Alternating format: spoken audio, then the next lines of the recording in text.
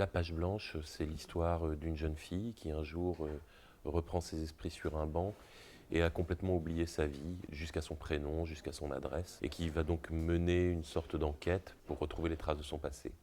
J'ai choisi le thème de l'amnésie pour des raisons un peu personnelles déjà, c'est-à-dire j'ai une très mauvaise mémoire, j'oublie souvent les gens, j'oublie souvent des dates, j'oublie souvent les lieux. C'est quelque chose que je trouve jamais très agréable. Et en même temps, le vrai thème du livre allait être un peu le nouveau départ.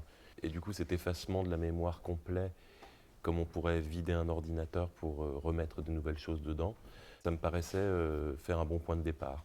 Au-delà de l'histoire d'amnésie, c'était plutôt le fait d'enquêter sur soi et sur les éléments extérieurs qui, assemblés, constituent ce qu'est quelqu'un. Est-ce que ça donne une image assez juste de ce qu'on est vraiment?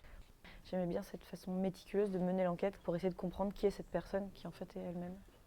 Dans l'album, moi j'y vois une sorte de parallèle avec les étapes du deuil, c'est-à-dire comment on se débarrasse de quelque chose pour aller de l'avant. De toute façon, imaginer un personnage et le rendre crédible, ça passe que par le dessin. Parce qu'un personnage, ça se définit pas par ce qu'il dit ou les informations qu'on donne, à savoir son âge, etc. Mais ça passe par sa gestuelle, sa façon de se tenir, la façon dont elle dit ses mots, et puis effectivement les objets qui l'entourent, sa façon de jeter son sac. Si moi je devais tout oublier, je pense que je serais au début un peu comme l'héroïne, c'est-à-dire très analytique, à essayer vraiment de regrouper tous les indices que j'ai. Et en fait, je pense tout simplement que je suivrais un peu une démarche assez similaire à celle d'Héloïse dans l'histoire. Si je devais tout oublier et que je me retrouvais comme le personnage, je sais pas si moi je commencerais pas par bien rationnellement aller voir un médecin. En bonne hypochondriaque, je commencerais par vouloir qu'on mette un nom sur ce qui m'arrive, qu'on me rassure et qu'on me donne des médicaments.